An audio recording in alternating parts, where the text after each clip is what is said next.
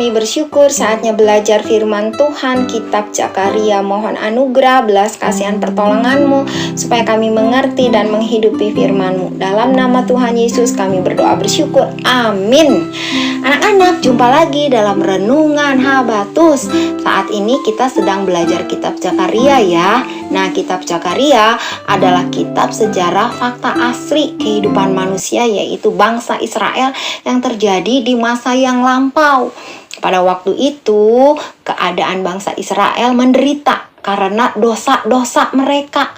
Dan Nabi Zakaria adalah hamba Tuhan yang ditugaskan Allah untuk membangun dan membawa kembali umat Tuhan kepada jalan berkat. Yuk kita buka Zakaria pasal 9 ayat 1 sampai 8. Nanti semua di rumah dibaca ya. Saat ini saya akan bacakan ayat 1 dan 2. Ucapan ilahi. Firman Tuhan datang atas negeri Hadrak dan berhenti di Damsyik. Sebab kepunyaan Tuhanlah kota-kota Aram serta segala suku Israel, juga Hamat yang berbatas kepadanya, pula Tirus dan Sidon, sekalipun mereka sangat bijaksana. Nabi Zakaria mengatakan bahwa semua orang, semua bangsa-bangsa adalah milik Allah. Allah berkuasa dan berdaulat atas semua manusia. Tapi waktu itu bangsa-bangsa pada waktu itu bangsa-bangsa yang ada ya anak-anak tidak percaya, tidak menyembah Allah. Mereka menyembah Allah palsu, dewa-dewa palsu. Karena itu Allah berkuasa untuk melakukan apa yang Allah anggap baik. Allah akan menghukum bangsa-bangsa yang tidak menyembah, tidak percaya kepadanya. Tetapi berita baiknya, meskipun bangsa-bangsa itu tidak mengakui Allah, Allah akan menjadikan mereka milik Allah. Nah, inilah kabar baik yang dikatakan Zakaria, bahwa Allah tidak bersikap sewenang-wenang. Allah itu murah hati. Di balik hukuman yang dijatuhkannya, Allah memberikan anugerahnya.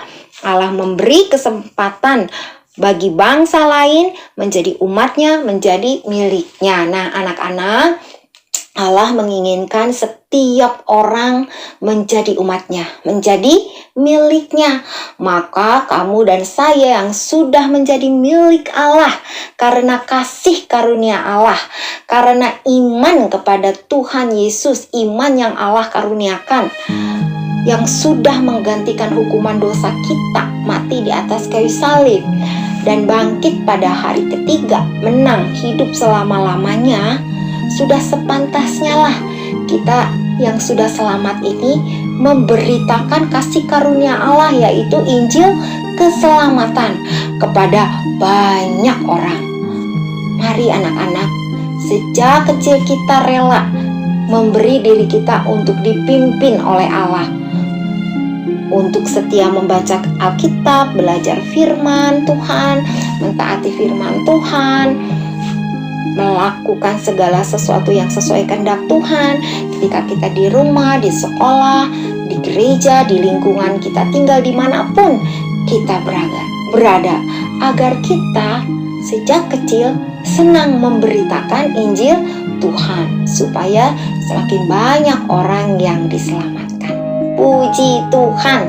Habatus, hidupku bagi Kristus. Nah, buat anak-anak yang belum percaya Tuhan Yesus, maukah kamu juga memiliki hati seperti Allah, hati yang mengasihi banyak orang?